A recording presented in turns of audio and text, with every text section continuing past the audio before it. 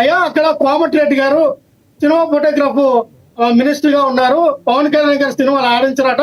ఇలా కోనసీమ ఉన్నటువంటి కొబ్బరి చెట్లు ఎండిపోవడానికి, నాశనం అయిపోవడానికి, చెడిపోవడానికి తెలంగాణ నాయకులు, తెలంగాణ ప్రజలనే కామెంట్ చేశారు. దీనిపైన మీ అభిప్రాయం ఏంటి? తెలంగాణ నాయకులు అన్నారు, ప్రజలు అన్నారా? ప్రజలని అన్నారా పవన్ కళ్యాణ్ గారు? మీరు అంటున్నారు కదా తెలంగాణ నాయకులు అంటే అండి సార్, తెలంగాణ సార్ మీ అమ్మ మొగడు అనే దానికి మీ తండ్రి అనే దానికి తేడా అంటే ఎంత తేడా ఉందో అంత తేడా ఉంది. నాయకులకి ప్రజలకి కరెక్ట్ గా చెప్పారు, మీరే కరెక్ట్ గా చెప్పారు. రెండింటికి ఎంత తేడా ఉందో అంత తేడా ఉంది. మీ అమ్మ మొగడు అంటే ఏంటి? మీ అమ్మ మొగడు అంటే ఏంటి సార్? వాళ్ళ తండ్రే కదా, కరెక్టే, తండ్రే కదా, కానీ ఉచ్చారణలో తేడా ఉంటుంది కదా. వినాలి సార్, మీరు అర్థం చేసుకోవడంలో మీ పొరపాటు అది. తెలంగాణ నాయకులు అంటే నాయకులు అక్కడ ఊరి నుంచి వచ్చారా? తెలంగాణ నాయకులు ఒరిస్సా నుంచి, కర్ణాటక నుంచి, ఢిల్లీ నుంచి వచ్చారా? తెలంగాణ ప్రాంత వాసులే కదా, తెలంగాణ ఉన్న వ్యక్తులే కదా. ఏం మాట్లాడతారు మీరు? నాకు అర్థం. నాని గారు మాంత్రికుడు అని అంటలో కారణం ఏంటి? మాంత్రికుడు అని ఎందుకన్నా అంటారు సార్? పవన్ కళ్యాణ్ గారు మాంత్రికుడు అంటే అంతకు మించి పవన్ కళ్యాణ్ అనే వ్యక్తి ఒక joker, political joker. Pawan Kalyan అనే వ్యక్తి, పవన్ కళ్యాణ్ వచ్చినప్పటి నుంచే ప్రాంతాల మధ్య, కులాల మధ్య, మతాల మధ్య చిచ్చు పెడతా ఉన్నాడు.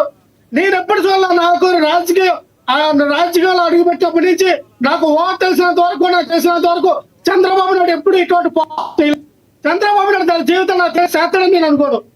నారా లోకేష్ గారు అటువంటి స్టేట్మెంట్ ఎప్పుడు ఇవ్వాలా? మరి ఎందుకు అంత దౌర్భాగ్యమైన స్టేట్మెంట్ ఒక పవన్ కళ్యాణ్ ఎందుకు ఎట్లా ఉన్నాడు? ఎవరిని హెచ్చరిస్తాడు నీ సనాతన ధర్మం? ఎవరిని హెచ్చరిస్తాడు నీ కోపం? అదే మీ ప్రాబ్లం, అదే మీ ప్రాబ్లం. రెండు ఓట్లు ఎవరిని హెచ్చరిస్తాడని కులాల మధ్య, మతాల మధ్య, ప్రాంతాల మధ్య చిచ్చుపెట్టి మాట్లాడతాడు. ఏముంది నీ స్థాయి అంటే?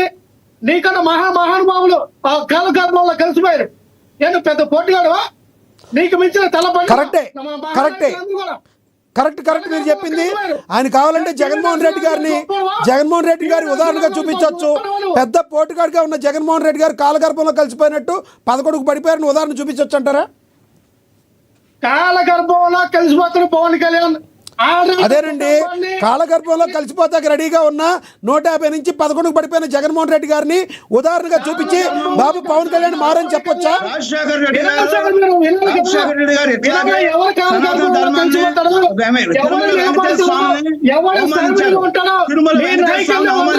సార్ ఇప్పుడు ఆయన రాజశేఖర రెడ్డి గారు లేరు కదండి, శ్రీనివాస్ గారు ఆయన లేరు కదా, లేరుగా ఆయన గురించి ఎందుకు?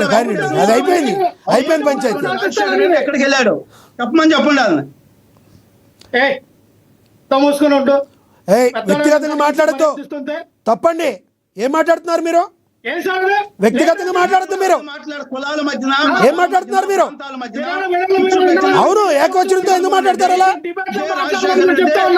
లక్ష్మణరావు గారు సమయంలో పాటించండి, పద్ధతిగా మాట్లాడండి. 400 మంది చచ్చిపోయారు, ఎందుకు పిలుస్తారు? హైదరాబాద్ లో 400 మంది చంపుతున్నారు.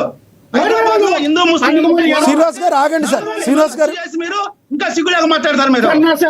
ఇదే మరి చెన్నారెడ్డి గారు ముఖ్యమంత్రి గారు 400 మంది హత్య చేశారు ముఖ్యమంత్రి పదవి కోసం అని చెప్పేసి అసెంబ్లీ సాక్షి చెప్తే చెన్నారెడ్డి గారు అసెంబ్లీ సాక్షిగా చెప్పారు 400 మంది. లక్ష్మణరావు గారు ఏం మాట్లాడుతున్నారు? లక్ష్మణరావు గారు మీరు వ్యక్తిగతంగా మాట్లాడొద్దు. ఏదన్నా ఉంటే కరెక్ట్ గా మాట్లాడాలి. శ్రీనివాస్ గారు ఆగండి. ఏం మాట్లాడుతున్నారు? లక్ష్మణరావు గారు ఇద్దరు ఆగండి, మ్యూట్ చేయండి, ఇద్దరిని మ్యూట్ చేయండి. మనం రామ్మోహన్ గారి దగ్గరికి వెళ్దాం. రామ్మోహన్ గారు ప్లీజ్ కంటిన్యూ చేయండి సార్. లక్ష్మణరావు గారు మీరు సోంబేరి అది ఇది అని ఎలా మాట్లాడతారు చెప్పండి? తప్పుగా మాట్లాడద్దు సార్. ఏదన్నా ఉంటే కామన్ గా మాట్లాడాలి, అంతేగాని మర్యాదపూర్వకంగా మాట్లాడాలి. కానీ వ్యక్తిగతంగా ఎలా మాట్లాడతారు లక్ష్మణరావు గారు? సార్ రామ్మోహన్ గారు ప్లీజ్ కంటిన్యూ చేయండి సార్ ప్లీజ్. నా ఉద్దేశం కొంచెం దీన్ని పెంచకండి. నా ఉద్దేశం ఏంటంటే అందుకనే ఆపాను సార్, అందుకనే మీకు ఇచ్చాను. అదే చర్చలో ఎప్పుడు కూడా వేడి పుట్టద్దు, వెలుగు పుట్టాలి. నాకు చర్చలో మంచి విషయాలు మాట్లాడుతాను. ఎగ్జాక్ట్లీ అందుకనే కదా అది అక్కడికి అగ్నికి ఆజ్యం పోయకుండా నీరు చల్లార్చి మ్యూట్ పెట్టి మీకు ఇచ్చింది అదే. కాసేపు తర్వాత ఇద్దరు చల్లారుతారు. అదే నా ఉద్దేశం ఏంటంటే విశ్లేషకులు కూడా నా ఉద్దేశం ఏంటంటే ఏకీపిస్తూనే ఒక 2 మాటలు చెప్తున్నాడు.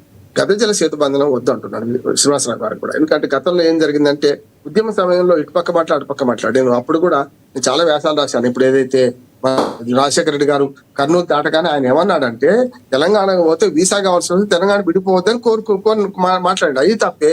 అంతకుముందు ఉలవాచారు గురించి మొదలు పెడితే అన్ని మాట్లాడారు కేసీఆర్ గారు. కానీ 12 ఏళ్ల తర్వాత శ్రీనివాసరావు గారు మనం జ్ఞాపకం చేయదు అవసరం లేదు. అది గత జల సేతుబంధం అయిపోయింది. ఇప్పుడు ఇవాళ ఈయన మాట్లాడిన దాని మీదే మాట్లాడతామంటున్నాను నేను. గతంలో మాట్లాడితే ఏమవుతుంది? నిజమైన మొదటి పిల్లని ఎవరు? బ్రహ్మానంద రెడ్డి హయాంలో 369 మంది పిట్టలా కాల్చి చంపారు. ఆత్మహత్యలు కావు, కాల్చి చంపారు. ఓ రంగం చెప్పి తెలంగాణకు వ్యతిరేకంగా 69లో వస్తే ఇవాళ ఆంధ్రప్రదేశ్ బ్రహ్మాండంగా అభివృద్ధి చెందేది. 69లో నిజంగా విడిపోయి ఉంటే నేను అప్పుడు చిన్న 5వ తరగతిలో ఉన్నాను. నేను అప్పుడు మేము కూడా ఉద్యమకాలం సీఎం డౌన్ అనుకుంటా తిరిగిన వాళ్ళం. ప్రజాస్వామ్య పోరాటంలో ఎన్టీ రామారావుని తీసేసినప్పుడు కూడా మేము ప్రజాస్వామికంగా ఉద్యమించిన వాళ్ళం. అప్పుడు పెద్దవాళ్ళమే. నేను ఏమంటున్నానంటే ప్రతి దానికి వెనక తీసుకపోతే ఏమైతే గత సేతుబంధం దాని వల్ల కొత్తగా వచ్చేది ఏం లేదు, అయిపోయింది అది. ఇప్పుడు పవన్ కళ్యాణ్ వ్యాఖ్య అట్లాగే మనకు రేవంత్ రెడ్డి గారి వ్యాఖ్యల మీద మాట్లాడితే కరెక్ట్ అనుకుంటున్నాను. అది అంశం కాకుండా రెండింటిని ముడి పెడుతున్నాను నేను. మొట్టమొదటి ఏమంటున్నాడు, బ్రహ్మానంద రెడ్డి మొట్టమొదటి విలన్ అవుతాడు, రాజశేఖర రెడ్డి రెండో విలన్ అవుతారు. ఇప్పుడు లక్ష్మణరావు గారు కాంగ్రెస్ పార్టీలో లేరు. అదే రాజశేఖర రెడ్డి గారు తన కొడుకే కావాల్సి వాళ్ళ అధికారంలో ఉన్నది కనుక నేనేమంటున్నాను, ఇవాళ రాజకీయంగా చేసింది ఎవరు? పవన్ కళ్యాణ్ గారు కొంచెం నోరు జారడం వల్ల వచ్చిన సమస్య.